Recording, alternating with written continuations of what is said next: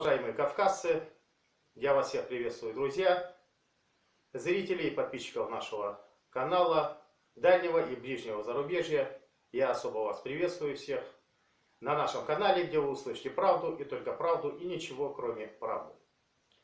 Я хочу зачитать вам статью об осетинской аланомании. Осетинская аланомания.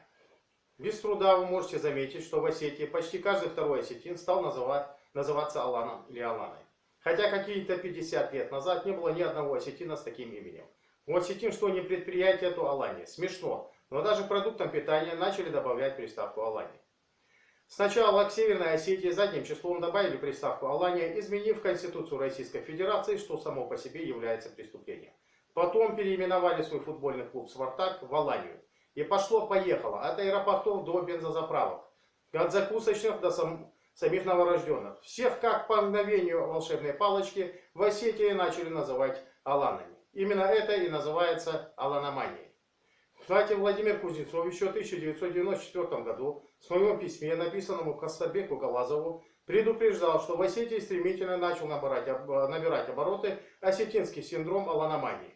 И приставка Алания к существующему названию Северная Осетия только усугубит положение. На что ему Астабек Галазов ответил: вместе с вами убежден, что надо бороться с аланоманией и играми в арийское прошлое.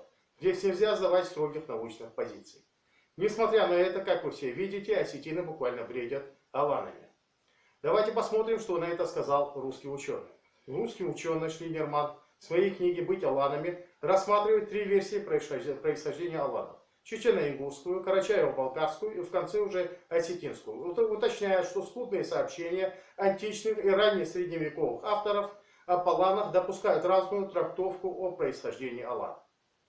Там же Шнейдерман весьма четко описывает стремление осетинских националистов с начала 20 века сделать Великую Осетию на основе славной истории алан.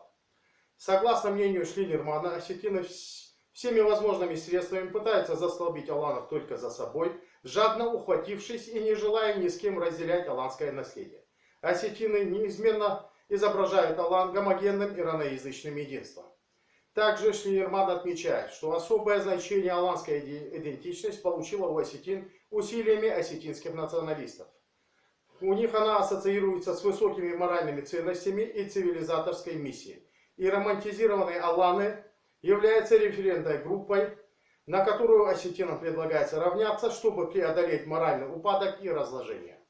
Кроме того, возведение себя к единым аланским предкам помогает осетинам преодолевать современную межобщинную разобщенность и чувствовать себя спаянной общностью.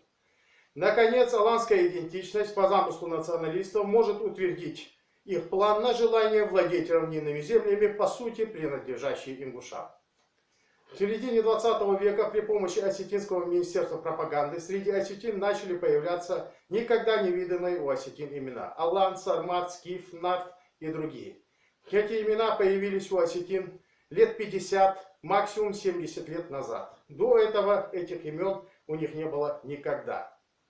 Их специально внедрило в осетинский народ Министерство пропаганды. В связи с этим, как пишет Шнейдерман, осетины стремятся как можно шире внедрять название аланы, и не случайно в последние десятилетия аланские личные имена получили у них необычную популярность.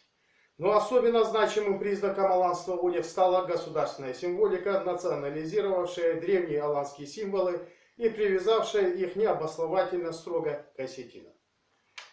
Учитывая этот текст, я хочу вам сказать, что моя теория и по сути факты являются правдой о том, что фальсификаторы истории, осетинские историки, фальсификаторы переписывают чужую историю алан на свой лад.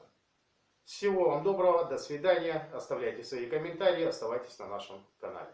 Успеха, всем благ!